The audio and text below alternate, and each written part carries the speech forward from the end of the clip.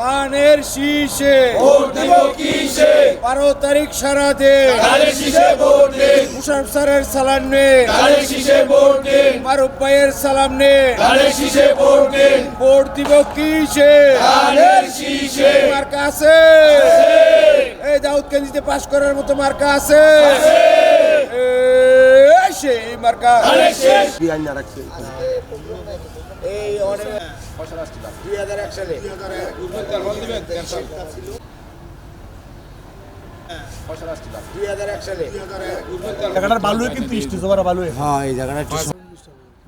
আগামী 12 ফেব্রুয়ারি জাতীয় সংসদ নির্বাচন অনুষ্ঠিত যাচ্ছে।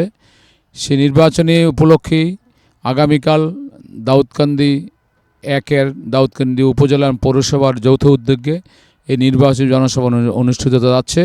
সেই জনসভায় উপস্থিত থাকবেন আমাদের ধানের শীষ মার্কা নিয়ে যিনি প্রতিদ্বন্দ্বিতা করছেন, 3 বারের মন্ত্রী, 4 বারের এমপি ডক্টর মোশাররফ সাহেব প্রধান অতিথি হিসেবে উপস্থিত থাকবেন।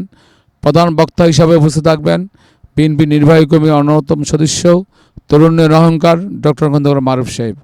আমি দাউদকান্দি উপজেলা পৌরবাসীকে অনুরোধ করছি, আপনারা এই জনসভায় মুন্সি ফজলুর রহমান সরকারি কলেজে উপস্থিত হয়ে একটা জনসভাকে সাফল্যমণ্ডিত করবেন।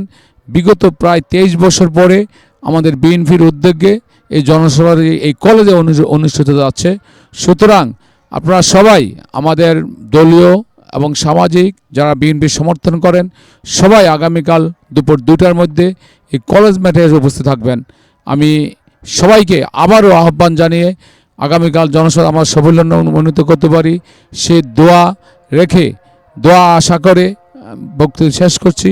আজকে সূচনা টিভির মাধ্যমে দাউদকান্দি সর্বস্তরের জনগণকে জানাতে চাই যে আপনারা জানেন জননেতা ডক্টর খন্দকার মোশাররফ হোসেন সাহেবের এই ধানের শীষের বার্তা আমরা এই 15টি ইউনিয়নের এবং পৌরসভার প্রত্যেকটি ঘরে ঘরে পৌঁছে দিয়েছি এবং প্রত্যেক জায়গায় বিপুল সাড়া জেগেছে।